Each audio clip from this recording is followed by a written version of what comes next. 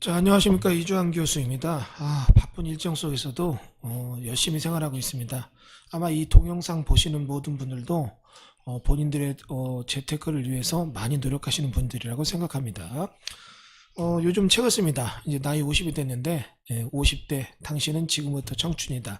이 책을 좀 쓰고 있습니다.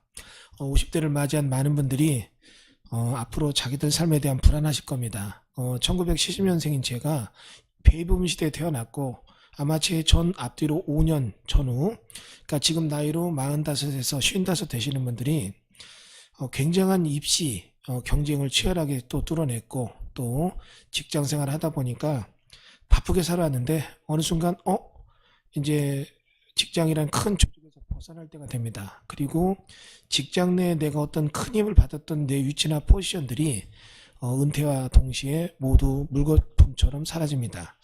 예전에 제가 강의할 때, 처음 강의할 때 고등학교 교감 선생님이 한 분 계셨어요. 퇴직하신 분인데 이분이 제가 졸업한 중학교 교감 선생님이셨습니다. 사제지간이 이제 바뀌었죠. 제가 경매 강의 처음 할 때 그분이 미래를 위해서 경매 강의 들으러 수업에 오셨고 자기소개할 때 이런 말씀을 하더라고요. 이 중에 현직에 계신 분들 너무 믿고 의지하지 마십시오. 현직에 있는 그 타이틀은 그 큰 조직이 나한테 일시적으로 빌려준 거지 내 게 아닙니다. 내가 큰 집에 살고 있으면 내 집이 아니죠. 월세 전세 끝나면 나는 나오면 그 남의 집이에요. 그런 부분을 생각해서 내 집을 마련해야 된다. 이런 개념에서 제가 좀 50대 당신은 지금 청춘이다. 무엇과 만나면 뭐 이런 책을 쓰고 있습니다. 뭐 넋두리 비슷하게 한번 해봤는데 제 자신도 새롭게 제 인생을 준비하는 시간을 좀 갖고 있습니다. 자, 일단 카페에 나온 질문 하나 답변 드리겠습니다. 인생은 흐르는 물처럼 해가지고 질문 내용 이렇습니다. 안녕하세요 교수님. 거리 때문에 직접 듣지는 못하지만 인강으로 교수님 수업을 열심히 듣고 있어요. 아직 초보 단계라서 교수님의 명확한 답변을 듣고 싶어서 글 올립니다.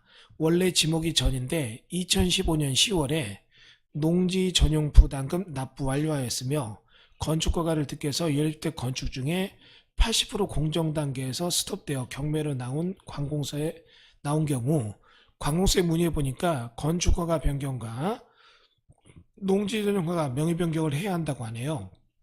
이럴 경우 명의 변경은 자동 승계되어 변경 신고만 하면 되나요? 아니면 기존 건축주에 찾아가서 명의 변경 대가를 지불하고 허가권을 받아오나요? 월요일 입찰인데 걱정이 되어서 자문드립니다. 이렇게 문의가 들어왔네요.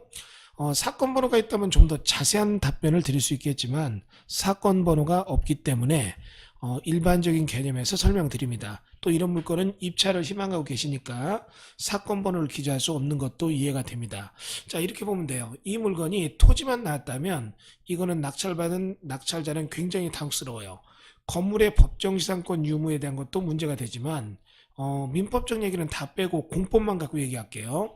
여기는 농지 전용과 개발행위허가, 건축허가를 받아놓은 인허가권이 있고 인허가권은 내게 되지 않습니다. 그러니까 건물을 다 철거하고 명도수동하고 법정상권 없는 거를 다 법적으로 이겨내서 철거하고 위에 있는 인허가권도 다 취소해서 없애야 돼요. 건축허가권, 개발행위허가권, 농지전권 다 없애고 그 다음에 내가 새로 받아야 되니까 굉장히 복잡한 일이 벌어집니다. 그러니까 이거는 안 맞아요. 그런데 만약에 요 위에 토지와 건물이 다 나왔다면 이때는 좀 다릅니다. 건물이 경매로 나와서 이런 거죠. 사용 승인은 안 났지만 그래서 건축물 대장은 없지만 건물의 외형적 공사가 거의 끝났고 상단이라고 해서 지붕을 덮었고 지붕 내장 공사만 좀 남았다면 건물을 직권 대의 보존 등기해서 토지와 건물을 동시에 경매로 내는 경우라면 여러분이 낙찰을 받고 토지 건물을 등기해서 내 걸로 만들면 이 경우는 건축주 명의 변경을 신청할 수 있어요. 건물이 내 거라는 등기부등본 내놓고 내게 됐다.